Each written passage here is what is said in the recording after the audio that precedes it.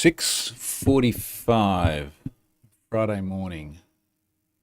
Been up 3.5 hours already. How many espressos is this now? I don't know. About enough. It's not jet lag anymore. That was a week ago. Our son has been doing rowing, which is great. I think it's really good for him. He gets up on a day like today, nearly summer, which is just, it's beautiful. There's no wind, it's peaceful. But for some reason, rowing starts at just after 5 o'clock, which means we get up at just after 5 o'clock. Stefan's here. Good morning, mate. Just lamenting me getting up very early. So, well, actually, it means we get up at 4 something. So my plan was to get up at 4:30, but then because my stupid brain won't shut up, I'm asleep and it's going, you're going to have to get up, you're going to have to get up, you're going to have to get up. So 3 o'clock, 3:15. Anyway, so we are having all the espressos today. Let's talk about a sponsor, then jump into it, because it's today. There was like one absolute thing I knew I had to talk about today, which was this BBC thing, and then the other stuff I was like, literally 15 minutes ago on a schedule. This, what am I going to talk about? Yeah, the stuff Stefan and I are doing together. Oh yeah, and all the other disclosures, which I talk about disclosure. I can't talk about what they are yet, but I can talk about processes. Now, who's sponsored this week? Report Your Eye. Who are those guys? Who is Scott Helm? I have a whole box of Scott Helm stickers too. I've not used them to the extent I thought I would. Report Your Eye, getting you from rogue JavaScript. Don't get pwned. Get real-time alerts and prevent breaches. Hashtag secure your site. As I said before, I thought that was a very nice AI-generated intro for Scott's service here. Go and check out Report Your Eye if you have not done this before. 30-day free trial, CSP reporting, script watch, PCI DSS compliance. I just feel sorry for Scott. Having to deal with people trying to achieve PCI DSS compliance, particularly PCI DSS 4.0. And apparently content security policies can help you with that. It's a necessary thing, isn't it? Not Report Your Eye. Hang on. It is necessary. No, shit. What were we going to say, Scott? PCI DSS is a necessary thing if you're going to be processing cards. And Report Your Eye is a tool that can help you achieve those objectives. So go check. Oh, geez, Scott's here. Go check out those guys. It is a necessary evil. You're a necessary evil sometimes, right? I'll tell you what. So big thanks to Scott and Report Your Eye for being this week's sponsor. Wayne's here as well. G'day, Wayne. Now, let's just start with BBC. We'll just jump right into it. Yeah, every now and then people are like, everyone's left Twitter or X or whatever we call it now, and now it's dead. No one's there. Well, not when the BBC cocks up, it's not, because I have been smashed by tweets and related things to this message. Now, I'm going to find it and read it. And the first I knew about this is someone sent me an email. In fact, they forwarded on the email newsletter, which let's just say was inaccurately phrased. Now, VX Underground then picked this up and talked about it as well. They got a healthy following, so that got even more press. Where were we? Where was the thing? It's the one that smashed all my notifications. Here we go. Somewhere in the BBC, oh no, that was the other one. That was the Web Archive. Web Archive is still not back properly online yet either. Web Archive, Internet Archive, you know what I mean? Okay, how did they get that wrong? This is one. So they're in a relic of read-only mode, so you can go and retrieve stuff from there. And based on the disclosures I've been doing this week, that has been really, really useful because I forgot just how dependent I am on the Wayback Machine to try and figure out what was going on back at the time a certain service was breached. Okay, so here we go. This is their newsletter. Now, I've already named him publicly and he's apologized, so I'll throw Daniel under the bus here. The Tech Decoded newsletter, 15 October 2024. Daniel Thomas. Welcome back. Silicon Valley is full of people who build empires on the back of their calculated risk-taking, so on and so forth. Intro to the newsletter. And somewhere down here, we get to a story about Internet Archive back online. The Internet Archive is up and running again after I just noticed this typo too. The Internet Archive is up and running again after a distributed denial of service attack, that's a DDoS, knocked it offline. The archive is the home of the Wayback Machine, where over 916 billion lost web pages have been saved for posterity. The hackers, who call themselves Have I Been Pwned, made off with more than 31 million email addresses, usernames and passwords. Now, that's just bad reporting. It's just bad reporting. I think what's happened here is last week I was talking about when Internet Archive got taken down. I mean, it was the trifecta of hacking, because they had their data breach, 31 million records, they got the website defaced, and they got DDoSed as well. The defacement had said something to the effect of, screw you guys, see 31 million of you on Have I Been Pwned, because inevitably whoever was responsible for that may have been the party that sent me the data, and therefore they knew it was going to be on Have I Been Pwned. As Reductor says here, HIBP is the biggest hacker group ever, apparently, if you ask the BBC. So anyway, that was a complete cock-up. Like, obviously that is just fundamentally wrong. And I think what struck me there is that surely if you are a tech journo, you would have heard of Have I Been, not to put tickets on myself, but surely you would have heard of that by now at some point in time. And if not, you would have seen that message. And it, by the way, it said HIBP. So someone had to join the dots between the acronym and the actual service. And if in joining the dots, could you not have worked that out? Now, if I'm honest, it doesn't really upset me that much. It's stupid. It's bad journalism. But I thought people would find that interesting. So I tweeted it. It's had 196,900 views. And then I think another six-figure number from the VX Underground one as well. So let's call it a few 100,000 exposures. What do they say about all press is good press? Or something to that effect. So I tweeted it and said, has anyone got a BBC contact that can get this fixed? Not sure if this is your piece, Daniel Thomas G, being the person whose photo and name is at the heading of that newsletter. Now, I did get a tweet from Daniel. Hi, Troy. We're really sorry about this mistake. We fully accept the story was wrong. We'll put a correction in our next newsletter, and I will email you now. Apologies again, Troy and team. And he did email me, and he was very nice, and I couldn't have asked him to do anything more than what he did and said there. So it's fine. Don't worry about it. But the number of people who are then like, defamation, like sue us. Like, what? Are you on drugs? Like, what am I going to sue them for? Like, it was a dumb, stupid mistake. They fixed it. Like, get over it. It doesn't matter. Anyway. As Kefa says, free publicity. Giggly Surf. That's a good name. Giggly Surf says, hilarious new apt HIBP. Average journalism these days. Yeah, but again, it's just really, really slack. Phil's here. Hi again from West Virginia in the States. Been near there lately. Next to Pittsburgh. Waiting for a flight in Boston. Been there a long time ago. What about the Okta news that they'll soon support Microsoft on-prem AD support? I had missed that news. I've missed a lot of news lately. I missed that news. I missed the Casio thing. By the way, don't talk about the Casio thing. Literally someone emailed me yesterday and said, I don't know if you've seen this, but Casio's been ransomed.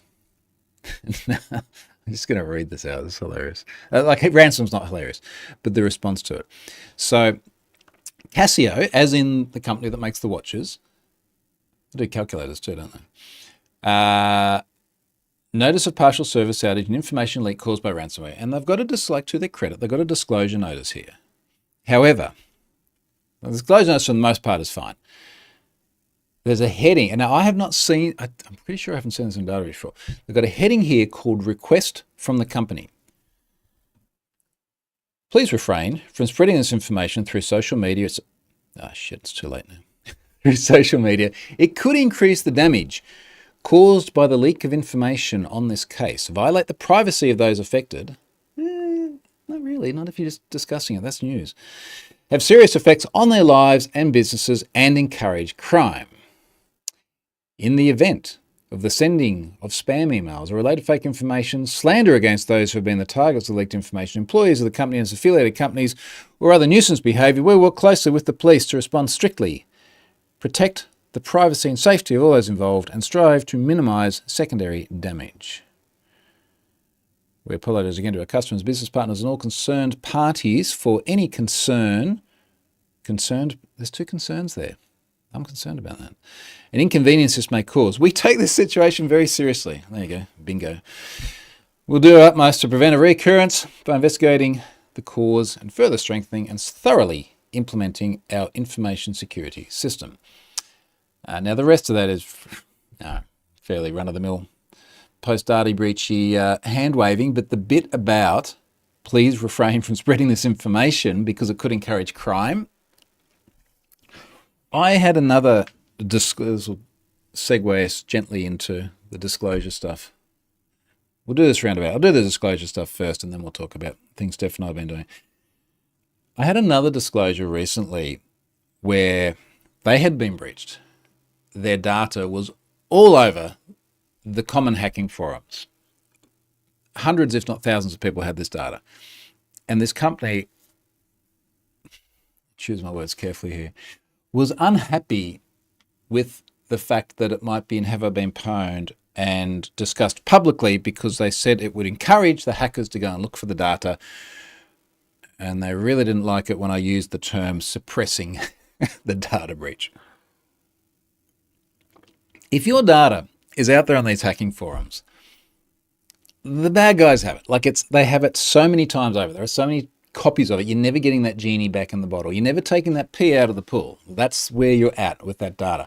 Talking about it anywhere is not going to make it any worse. What it does do is it makes it look like you're trying to cover it up, which is not a really good look. Stefan says, I'm not trying to apologise. That's a lot more than most, unfortunately. I guess that's the Casio thing, yeah. So anyway, on the disclosure front, now, I seem to have been smashed with a lot of breaches all within the short period of time where people are sending stuff through. Now, some of these are, I think I use the term volatile, in that I suspect these parties have had discussions with the breached organisation, have not gotten the answers they were looking for. And I'm not saying, I don't think in any of the ones I'm dealing with at the moment, I've literally got 13 of them listed here that I'm currently going through disclosures with. I don't think in any of these cases it's an issue of like ransom or things like that. I think it's an issue of people obtaining data, I'm not necessarily sure if they're the first party, disclosing it, and then the organisation not wanting to deal with it. So, a couple of examples here without giving it away. One being a service where I think someone has found exposed data, tried to disclose it, hasn't gotten the answer they've wanted, many months later come to me, I've disclosed it, gotten a very fast answer, this organisation's responded very, very quickly, and now we're doing the backwards and forwards of, I think, them trying to figure out where it's come from, which can be hard too, because most of these cases, I've got some rando with like a Proton Mail email address or some Signal account I've never seen before, popping up and going, here's the data. So obviously they want to maintain some sort of anonymity. They could go dark and just disappear at any time and we'd never know anything more about it. So trying to get answers from people to then tell this company, look, this is what I know about it, can be really hard. I got to reply to those guys this morning. So another one, I actually put out a Twitter poll about this yesterday. Let's see how the poll's going.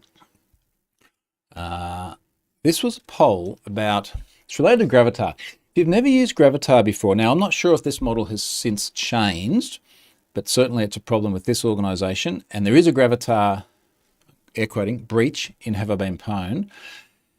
Gravatar is the service that allows you to have avatars such that when you go and sign up on a website somewhere with your email address, it can go to Gravatar, get your avatar and put it on your service. And the way they do that is they take a hash of your email address and your photo is accessible via a path /email address hash JPEG, for example. The problem with that is if you then have a service where you've got all of these avatars embedded, obviously it's easy to do because for every single one of your customers, you just get their email address, create the hash. I can't remember if it's SHA-1 or MD5, doesn't matter, it's the same problem. You create that hash and you request it from Gravatar and you can put the image in there automatically. So it's really easy for you as a service provider to integrate it. The problem is if you as a bad guy look at the source code of the page, you find all of the hashes, you now have a great big list of potential candidates that you can then crack and get the plain text email address from. Now, I'll give you an example. Let me see if I can find this actual file, if I can remember which one it is. Where is it? It's not that one. Is it that one? That one? It's this one. No, it's the other one. Doesn't matter. Username, hash, and then for most of the hashes, a plain text email address next to it. So how do you crack the hash? Well, if you've got a great big candidate of plain text email addresses, such as we do, and you go through and you recalculate the hash, I'm pretty sure actually they're MD5 now I think about it, because I was just thinking I could probably crack a significant portion of the rest of them if they were SHA-1, because we don't store the full SHA-1, we store SHA-1 prefix. Might talk about that later in Have I Been Pwned. Anyway, the point is that we end up with a whole bunch of email addresses alongside usernames of users of the service. Now, is that newsworthy? Is that a data breach? Yeah. Obviously, I thought it was when I loaded that 100+ million list that people had scraped off Gravatar previously. When I was dealing with this yesterday, for various reasons, and partly because the person disclosing it to me had obviously had prior conversations with the organization involved, sounds like it hadn't gone real well. I just I looked at it and went, is this in the too hard basket? Is this even worth it? It's not 100 million email addresses. I don't think it's even 1 million. It's not a big number. Is it even worth it? So I put out a tweet, a poll, and I said, processing a new possible breach, and have a poll for you all. If you use a service implementing Gravatar and it enables your email address to be retrieved, matched to your profile and leaked, would you want to be notified? Previous reference, link through to the Gravatar data breach and Have I Been Pwned. Now, I honestly didn't know what the responses would be here. But after 412 votes, 85% of people said, yes, it's a breach. Now, that is emphatic. When you've got, 5-6 times the yays to the nays, people saying it's a breach. So I want to see that one through now, because that's, I do kind of agree it's a breach insofar as this is not how you expected your information to be used. Someone could have signed up to this service with some rando handle username and their IRL email address, which they never wanted to have the two associated together with. And now, due to the implementation of this service, the two can be matched. And that could be a serious privacy risk. Now, that said, this is not like moi.ai. Oh, we should talk about that more as well. You know, the one I spoke about last week, the virtual girlfriends, where people had all the CSAM generating prompts in there. It's not that kind of website. It's a very, very benign website. No one's going to suffer just by pure association to it. But I'd still argue that people deserve the right to privacy of the fact that their email address is A, used on a service, and B, the username is associated to. That's just my position on that. Joel's in Paris. G'day, Joel. Gavin says, how's the Pittsburgh trip? It was very brief. We're only there one night. FBI's in Pittsburgh, so we had a nice visit. There are a lot of bridges in Pittsburgh, a lot of steel of since learned. It was fine. It was fine. In many ways, it was just another city, but we had a nice time with good people. Reductor says, more reason for unique email addresses. Yep, it does fix that. It definitely fixes that. But of course, you and me are in the absolute minority on that one. Moi.ai. Now, I spoke about this at length last week, and there's only a few things that have happened since, but I do think they're noteworthy things. So this was the AI girlfriend/boyfriend, let's face it, AI girlfriend, because it's all guys using it, trying to generate images of girls or have conversations with fake girls. It does sound desperate, doesn't it? Have conversations with fake girls. Anyway, it's a thing. and it gets abused. And the way it gets abused is, as I alluded to before, there are an extraordinarily large number of prompts in there to create child sexual abuse material images or have discussions to that same effect. I do not know what it is as a proportion, but just to recap briefly on the numbers here, there are over 30,000 occurrences of 13-year-old. Now, it is possible someone says, "Hi, my name is John. I have a child who is 13-year-old. I am looking for a virtual consenting partner." Can you have a virtual consenting partner, an AI consenting partner? Let's just say it's an adult and it's in the a little bit unusual space, but otherwise legal. It's possible. But I've gone through and read some of the prompts next to 13-year-old, and there is no shade of grey whatsoever. I did put in the tweet thread here a redacted version of it, and if you read it, you'll go, yep, that is exactly what I thought it would be. Another 26,000 references to prepubescent, 168,000 references to incest. Now, I don't think that many, if any of those were incest is bad, you shouldn't do that. It was much more around fantasies that people were asking the machine to generate and live out. So my point is that there is a significant volume of really nasty stuff in there. Now, I'll fast forward to where we got to last week. What's today? Okay, it's going to be the 11th. I've stopped watching it because it was just frankly doing my head in. But watching the Discord channel, which is public, by the way. So if you go to muah, that's muah.ai, there's a link to Discord. You can go in there, you can see exactly what I'm talking about. Don't do it. Don't do it, Troy. You guys can do it. I'm just going to read the updates since last week. The admin here posted, let's just read this whole thing. We got time. No one in a rush? 22 minutes in.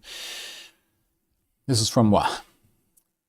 Recently, we've been getting a lot of outside new users joining our Discord and Reddit. No shit, I wonder why. Because you got a lot of press. To spread fear about recent email prompt breach and spreading fake information and claiming all of Mars users are sexual abusers. Now, I have not seen a single piece of press that says all of their users are sexual abusers. I would ask how many sexual abusers is enough for it to be a bad thing. Like what? I can't believe we're having this discussion. How many pedophiles is enough to go, maybe this is a problem? Let me just say this. We have multiple undisputable evidence that the hack was funded by a competitor. I'm not sure that makes it. It's like we have a lot of people trying to generate CSAM material, but hey, it was the competitor's fault. It's like, also, who's competing on that front? That I'm not going to name because they got nothing in their pocket but to try to steal users instead of their service. I do get the sense there's an English second language thing going on here as well. And they will create many Discord and Reddit accounts to spread the fake news as much as possible for their corrupted cause. Now, this is the bit that I've highlighted in my tweet. Second, your email and prompt are not going to affect your privacy. Now,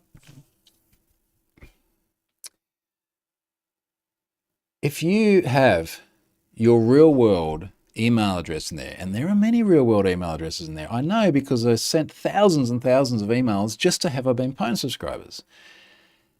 And then I used a bunch of the other email addresses to match them up to LinkedIn profiles. They're real email addresses. If you have your real world email address in there, next to a prompt asking the computer to generate an image of a 13-year-old performing a sex act on you, what does that do to your privacy? Just hypothetically. Many of our users burner email if they want maximum privacy, which is fine because we protect user privacy foremost. Well, okay, there's two different things here.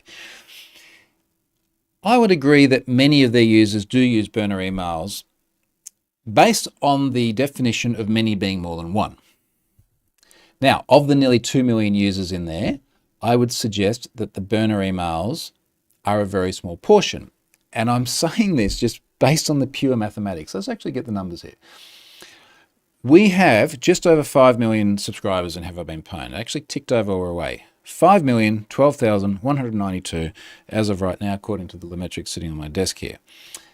Now, if I go and have a look, how many did I send? I think I sent 8,000 emails. So normally we have up to about 1% at most, very, very rarely more than 1%, usually about 0.2% to 1% of any given breach corpus are our subscribers. So let's say, for the sake of argument, 1% of the breach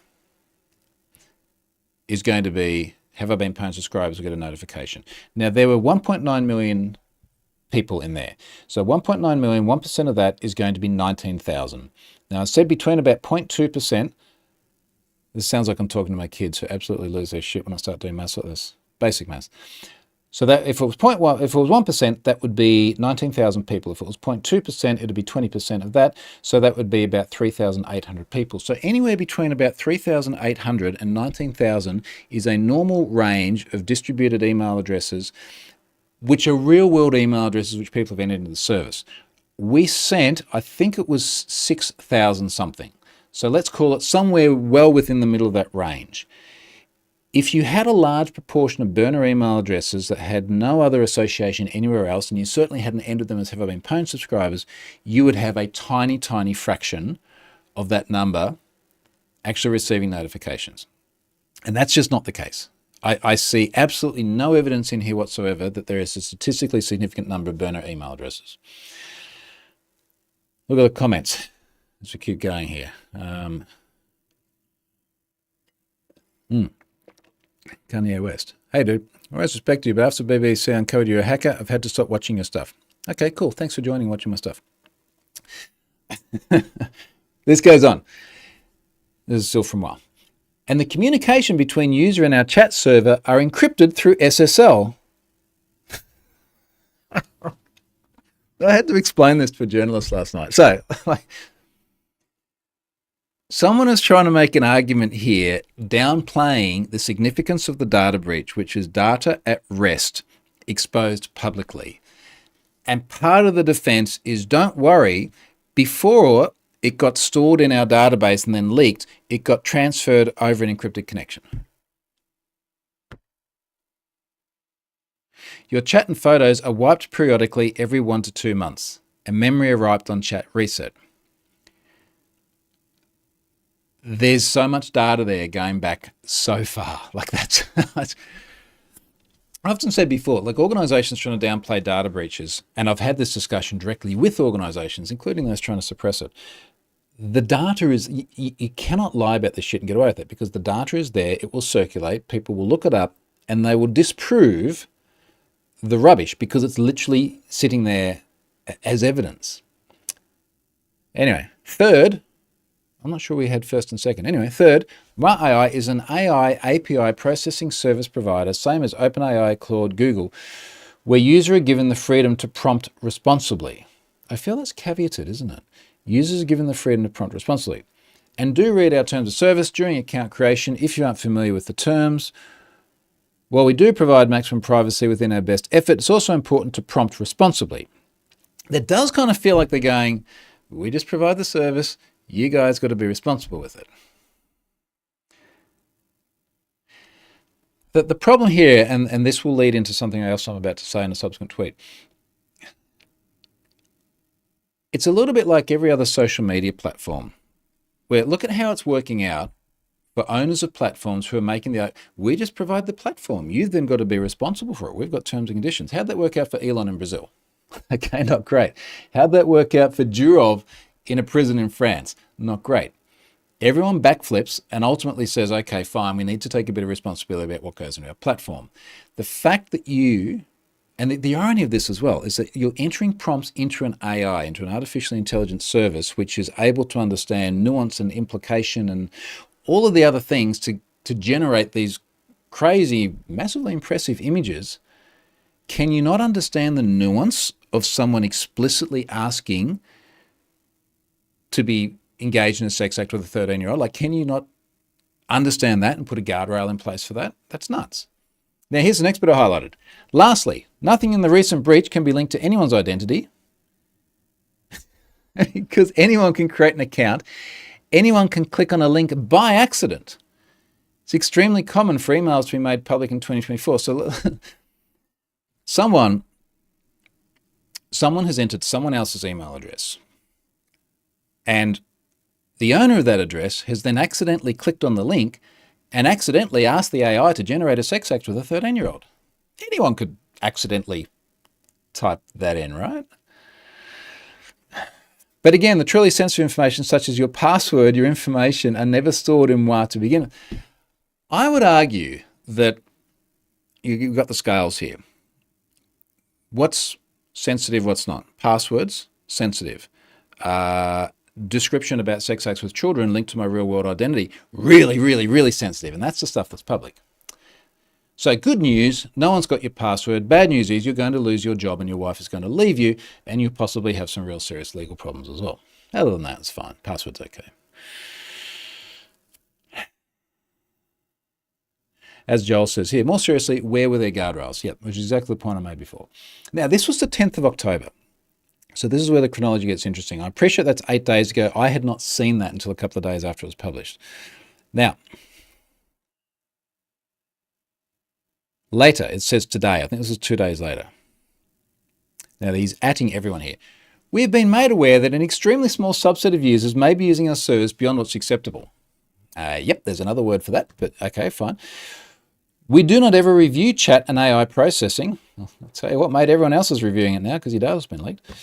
Due to user privacy protections concerns, impossible to monitor over 500 million chats and counting, and only have the resources to investigate into user-approved chat issues.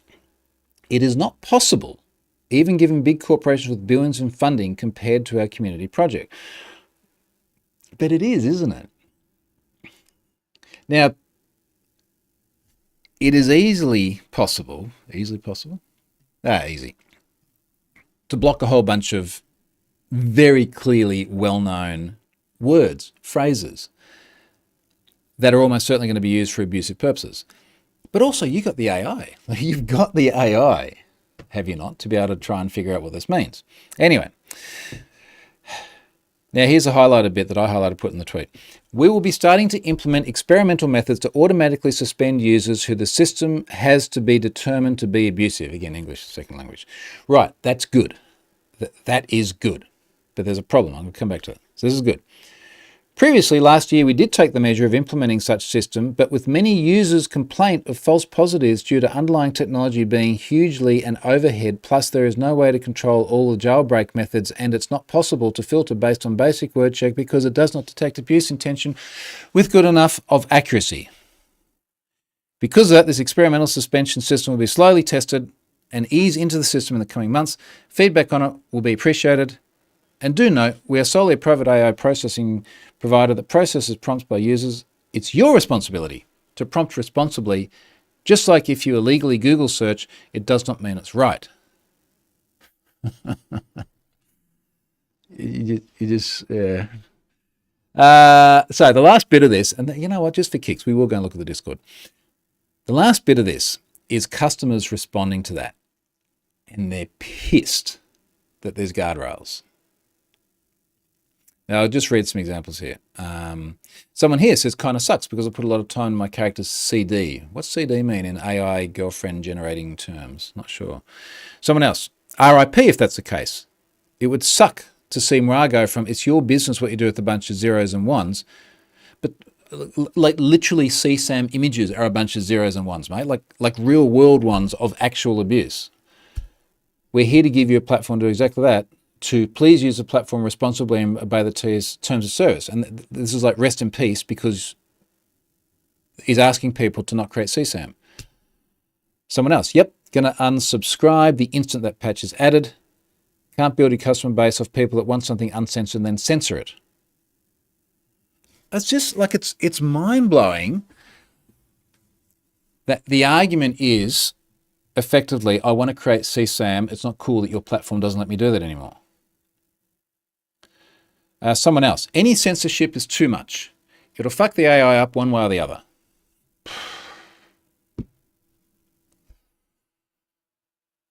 That's fascinating. All right, because I'm curious now. muah.ai.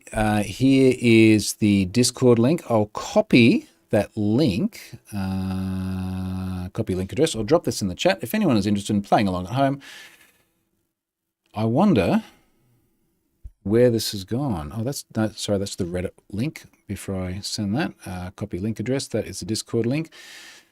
Let's go and have a look at that. I honestly have not looked at this since, I think, 6 days ago. Accepting invite, opening Discord. I've spent quite a bit of time today, yesterday, the day before, speaking to another journo, doing a bigger piece on this. I think also interviewing the admin. So I'm very interested to sort of see how that goes. What's in the announcements? Nothing more really since then. Due to unforeseen maintenance circumstances, photo processing server will be reduced processing. Incidentally, if you've gone to the Discord and you're looking at the channels, may I suggest waiting to look at the images until after this weekly video has finished, because your attention will be gone. And now I've baited you, I know, but just trust. Like it's fascinating, but just trust me, just wait. Now, it was the help channel that seemed to have a lot of people very upset about this. So I wonder if there's any more around people being upset about actually putting some guardrails in place. Now, incidentally, I think it might have been in the help channel. I can't remember which one, but I noticed, and this was when I was still in the US, when people were posting about the data breach, those posts were very, very quickly disappearing. I assume an admin deleting the posts, but I don't think it would have been people posting it then just deleting it themselves. But clearly, what did I mention? Breach suppression just before? Doesn't seem to be much more of that. If anyone finds anything interesting just related to the views that people have around this service and the desire to have completely uncensored, no guardrails AI generation, I'd be fascinated. Now, separately, I have had ongoing discussions with other parties about this. I think you can figure out what that might mean. And particularly getting more information around where the legal basis of this stands. And we are seeing, for example, a bill waiting to be passed in California around outlawing AI-generated abuse material. Someone today mentioned something similar in the UK. I haven't verified that one. But I think there's going to be one of these cases where it's just going to take the law some time to catch up to the technology. And how many times we've seen this before? Like it's not uncommon, but there is absolutely no two ways about it, that even in the absence of a child being abused, the desire and the request to create images of that which might be artificially generated are recalcitrant, and it will be, absolutely will be outlawed. No doubt about it, everywhere. All right, let's talk about something more fun. Since Stefan's here as well. Massive Cloudflare edge caching project. So I've mentioned this just before, Stefan. I might even talk about some of these Grafana stats. One of the things that we just felt we didn't have enough visibility into was, let me load my dashboard here. We didn't have enough visibility into the load times from different locations, particularly some of our AI services, API services that get hit pretty hard. So for example, things like the public email address search. And if I can navigate my way through this, because I haven't opened it for a couple of days now, I asked a question the other day about services to monitor this. And I got, sometimes you ask a question on Twitter and you just get like 80% of people go, oh, go and do this thing. I got a really broad spread of responses this time, but the one that kind of stood out to me just because it was a recognizable name and I like their graphs was Grafana. So Grafana has got this service called Synthetics. With Synthetics can do regular performance tests, effectively latency checks, either on an API endpoint where it just continues to poll the endpoint from different locations around the world, or you can go through and you can script it such that you have to do multiple steps. So let's say there's like a checkout process where you have to make one request to add the thing to the cart and then another request to pay, so on and so forth. So One of the interesting checks that Stefan and I have set up this week is around the public email address API and the latency of it. So if I go through and I have a little bit of a play with this, the latency, say, from Oregon, so Oregon being the closest edge node, or rather the closest, what do they call it? The closest probe that Grafana has to the West US data center, where Have I Been Pwned's origin is. If we go through and we have a look at Oregon there, let's give us the last 24 hours. Like that. So in Oregon, our average response time for that API has been 169 milliseconds. Now this is a check that deliberately busts cache. So we've got an Oregon probe, it's doing an API search for an email address. It would hit whatever Cloudflare edge node is closest to that. It would then go to the origin. In the West US, we're doing some number of hundreds of kilometers worth of data transiting networks, 169 milliseconds. But the interesting thing is then you do it from Cape Town, which is the furthest, or certainly the slowest probe we've been able to find. It's 722 milliseconds. So it's been kind of cool to be able to go, okay, well, look, if you're really, really close to the origin and you have to hit the origin, 169 milliseconds, pretty good. 722 milliseconds in Cape Town sucks a bit. But when we hit cache, and then this will lead me into talking about how we're doing the cache. If I go back to our checks, and we do public email address search, and this one would hit cache. When we do Oregon, it's a little bit faster because we don't have to go back to the origin. So Oregon is 135 milliseconds instead of 165. Cape Town is massively better. So Cape Town is now 452 milliseconds instead of like 700 something. So even then, like, it's not super, super fast. And part of the reason for this is due to the architecture of the fact we still have to go back to the origin for some things. So let's talk about what we've actually done here. And Stefan, jump in if you have anything else here that's really, really cool. He's just said, the metrics are still not good enough, I feel. Cloudflare needs to up their metrics and telemetry game still. We've got a lot of things. For all the awesome, awesome, awesome stuff Cloudflare does, we have a lot of other suggestions. I did see Cloudflare when I was in San Francisco as well, and I passed on some of those suggestions. So what we're doing, just as a recap, is when you do an email address search on Have I Been Pwned, there are actually a couple of different ways of doing it. 3 different ways of doing it. There's the front page. You go and plug in an email address, and that hits what we call a unified search endpoint, where it sends the raw email address to an endpoint which checks both data breaches and checks paste, combines it all together, returns it back to the UI. It is not meant to be a user-accessible API insofar as you're not meant to write code against it. It's just meant to sit behind the front page. We're using Cloudflare term style there for anti-automation. Works pretty good most of the time. So it's there purely to serve the search on the front page. Then you can buy yourself an API key starting at $3.95 a month. With that API key, you can make up to 10 requests per minute, and then there are higher tiers you can get. And that, again, is sending an email address to a dedicated API to search that one email address. So that's our second model. And then the third model is we have an enterprise model, which is used by the likes of 1Password, Mozilla, and a bunch of other organizations to do k-anonymity searches of email addresses. So the k-anonymity model, very, very similar to Pwned passwords. This is where we take a SHA-1 hash of the email address, which is 40 characters long. You take the first 6 characters, so first 5 with Pwned passwords, but there are more email addresses, so first 6. You send those 6 characters to an endpoint.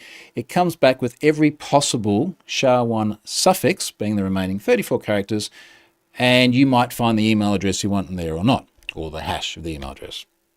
Now, what it means is that when you do k-anonymity searches of email addresses, you have 16 to the power of 6 possible different searches, which is just over 16 million. In other words, that Mozilla and 1Password and a bunch of other subscribers of that service, there are only about 16 million possible searches. And what we've started doing is every time one of those searches happens, we cache the result. Now, how long is it going to take to do all of the 16 million? I think at the moment, Stefan, when I was looking at those figures the other day, we're caching about half of that 16 million within about 24 hours of flushing cache. We have to flush cache every time we load a data breach, because you load a data breach and you end up with a significant amount of those hash prefixes changing because now you've added a new email address or you've added a new breach to the email address. So 16 million possible things that we need to cache at the edge.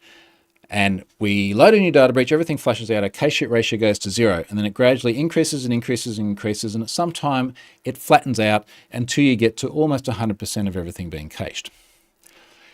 Because we've got all this cached at Cloudflare, we can turn on cache reserve, which is just a toggle which starts to save those cache results in their R2 storage construct. There is no cache eviction from those until we actually tell the whole service to flush out all the cache. So we can get very, very close to that 100% cache over the course of time. We can then use those hash prefixes which are cached such that when someone does a search by the API or a search via the front page, we can take that email address, we can hash it, and we can effectively do k-anonymity on the edge. I am writing all this up as well, if you're not following. So what it means is that when you go, let's say you're hitting the API and you're doing a search for test@example.com, you'll get the SHA-1 hash of that. The Cloudflare worker on the edge, in your edge node, close to wherever you are, will go and say, well, do we already have that cached? Do we have the first 6 characters of the SHA-1 hash of test@example.com already cached? Can we grab it from local cache? If not, we go to origin, put it in local cache, then return the result. In other words, as soon as you search for an email address once, it will be cached the next time. But even better than that, the first 6 characters of the SHA-1 hash of the email address will all be cached. You following? Kind of. There's more to this. Let's see what Stefan has to say.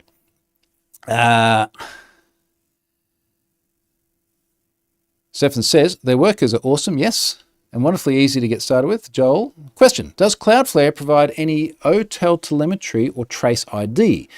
I could look it up on my iPad. Stefan says, nope. They do have Ray IDs, that was a main thing I thought, but that's mostly for internal CF use. We can use that Ray ID. The Ray ID is returned in the response from Cloudflare. You'll see it in your response header. We can use that to look up our internal enterprise logs. Stephen says, they're slowly adding more things for logging and telemetry though. I'm currently looking at adding OTel manually into workers though, which will give me all the telemetry I need. If Cloudflare is a service similar to APIM, we could go lightning fast everywhere. Right, so that was the next thing I wanted to talk about. APIM is Azure API Management.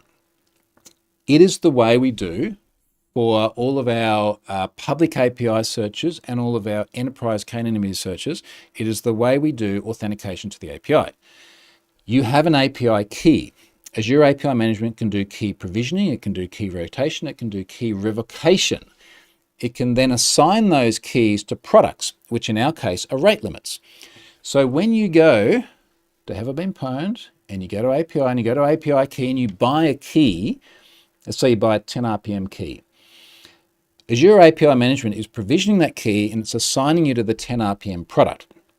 When you make requests to that API, it's API Management which checks to make sure that you're not making more than, in this case, 10 requests per minute.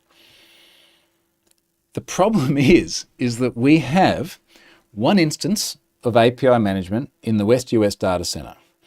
So whilst we are starting to cache all of this data in 300 plus Cloudflare edge nodes around the world, the check of the key and the check of the rate limit is only happening in one place.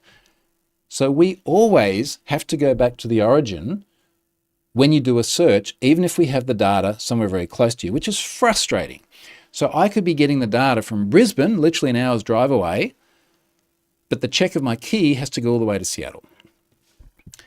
And that kind of sucks. And this is why Stefan here is saying, we'd really like to have like an API management model in Cloudflare. If we had API management in Cloudflare and we could distribute that key checking and revocation and quotas and rate limits and everything, we could distribute that around the world, we wouldn't need to go to the origin at all. And that would be blisteringly fast then. We would see those latency times come way, way, way down, especially the further away you get from the origin. That is feedback I've given to Cloudflare over and over and over again. I know they've got a lot on their backlog.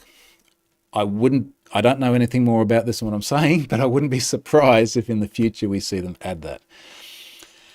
So this is sort of the best we can do with the hand that we've been dealt at the moment. And I've got a blog post in draft. I don't think I've told you this, Steph, and I called it Closer to the Edge and then something, I thought it was a good name. And it's like that Isle of Man TT video with Guy Martin in it. Anyway, so, and I'm just seeing Reductor here saying, surprised it doesn't already exist. Yeah. It does, particularly given they've got so many things like rate limiting controls built into the WAF. It feels, if they turn up tomorrow and announce it, I think everyone look at it and go, yeah, that makes sense. That seems like a good feature. If they do that, we'll promise you be like the first ones to put our hands up and go, yeah, let's roll to that. So anyway, I got this blog post in draft, and what I really want to show, and Stefan, this is why I really want to have that graph. I really want to have 3 graphs. So we've got 2 of them already. So one of the graphs is, if you do an email address search and it's served from cache, how long does it take? That's graph 1. Graph 2, if you do an email address search and it's served from origin, how long does it take? And then we'll compare that when you're in somewhere very, very close, like Oregon, versus somewhere very, very far, like Cape Town. And what will happen is in Oregon, those figures will be pretty close to each other. In Cape Town, they'll be a long distance apart. But the third graph I really want is just checking a random email address, which may or may not be served from cache, but at 0 hour, when we flush cache, it won't be. At 24 hour, 50% of them will be. And then have a look at the latency. And what we're going to see is that the latency will gradually be coming down, and will gradually go from the graph, which is always going from the origin, will gradually get closer and closer and closer to the graph, which is always from cache. And it'll sort of give everyone a good idea of just how effective that edge caching is. So I hope that makes sense, mate. I know we've been talking about that. What are the other comments here? Joel says, nice. Don't need proper OTel for my own sites, but real world use cases are really important to get buy-in at work. And it's part of the reason we're writing all this up. Like, we're not writing this up to pitch Cloudflare and give them publicity, although it obviously does that. We're writing this because other people see the stuff that Stefan's written a heap of stuff before, and I have as well, obviously. Other people see that and they go, oh, I could do that too. Like this is the cool thing about having a platform where you can put stuff out there and other people can read it and adopt it. Joel says, pass a product odd back from the origin and the response headers. Pass a product odd back from the origin and the response headers. Not sure what you mean by that. Maybe Stefan does. Best we can do with the time, we could look at all sorts of syncing in workers with APIM. That's non-trivial. It does, just need to find a new way of doing that graph. We'll do it tomorrow. Yep, cool. So Stefan is in Iceland. It's late in Iceland. So thank you, mate, for doing all this stuff. I guess we're carefully prioritizing everything. And also, for the most part, the difference between 150 millisecond latency, for argument's sake, and 200 millisecond latency doesn't usually make a lot of difference to most use cases. We do have a small number of really heavy hitters. So we've got, I'm just reading our RPMs here, 10, 50, 100, 500. If you are an existing subscriber for any of these, and you go into Have I Been Pwned, verify your email address, go to your subscription, click the link to change it, go over to Stripe, you'll see that we do have higher rate limits, I think all the way up to 12,000 RPM. And there are a small number of organizations using those, particularly if they're in like the identity theft protection sort of space. And those are the heavy hitters that would benefit a lot more from those tiny little fractions of a second versus of latency.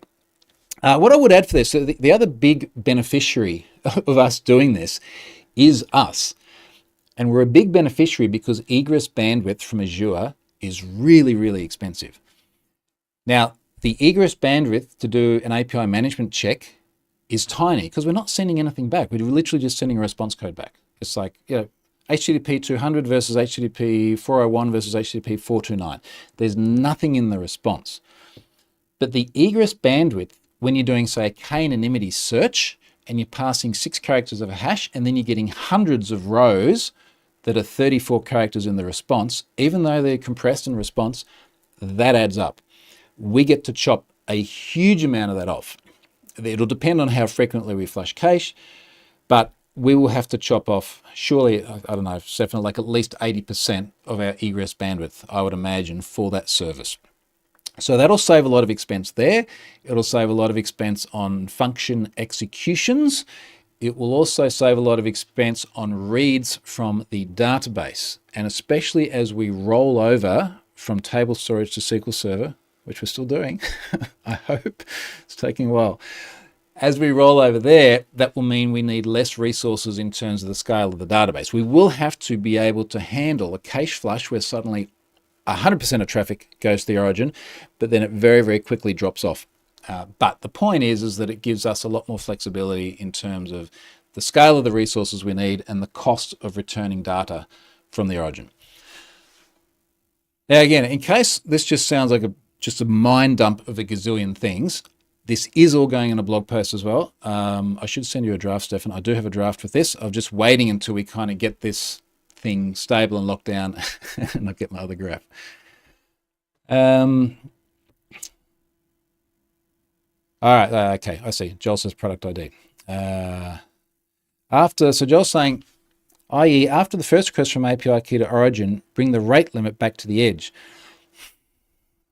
Yeah, I know what you're saying. I'm just not sure. Oh, I think we can do that programmatically within a worker. Possibly. I think part of the concern then is that you're maintaining rate limit in two different places. So you're maintaining rate limit in a combination of the origin and the edge. But you know, all this stuff is an evolution. I don't think 6 months ago, and maybe it was about 6 months ago, we sort of had the idea of doing this. But I don't think 6 months ago we were really thinking about our ability to like massively edge cache, and now we're doing that. Yeah, so maybe after we do, yeah, it's got me thinking. Good idea. Joel says, love these sort of conversations. I know what you mean. But like this is literally Steph and I sitting here chatting backwards and forwards. First thing in both our days, last thing in both our nights, because we're on opposite sides of the world, throwing ideas around.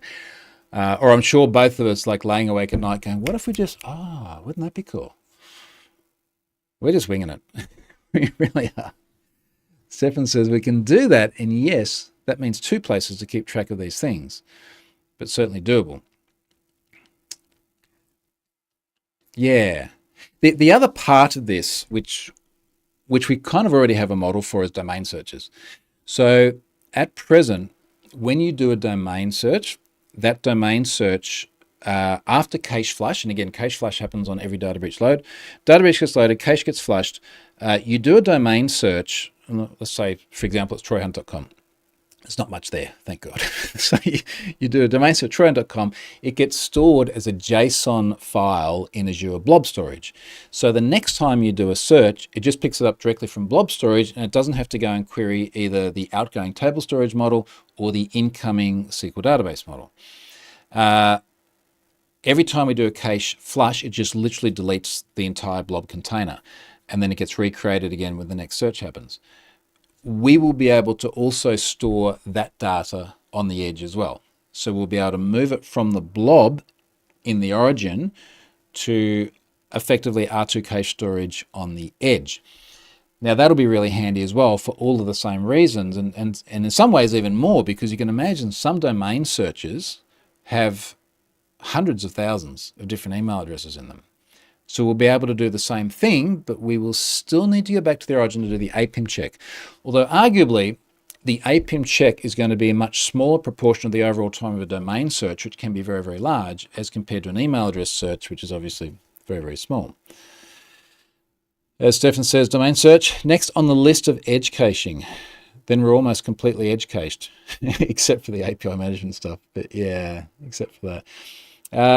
Look, if you enjoy these chats, Stefan, maybe we should do more of these, because I think just kind of winging some of this stuff as we go is fun. So Joel, thanks for the feedback. If other people think this is worthwhile to do more of this, like mind debugging, for want of a better term, in real time, we can do more of that in the future, because it's useful for us as well. I think even the way you just put that question, Joel, about can you do the first rate limit check on the origin and then push it to the edge, It may not be something that's practical, but thinking about it, we might come up with other things. So thank you for that. All right, folks, I'm going to wrap it up there. Hope you enjoyed this week. Hopefully the disclosures I'm doing at the moment will be, well, it's not hopefully there'll be data breaches, but hopefully we will have gone through the process and I can talk about it publicly next week. Wayne says, Troy, do you have a Discord server? No, I do not need more channels for more things. Find me on all the other things. Troy.com/contact. Thanks, folks. See ya.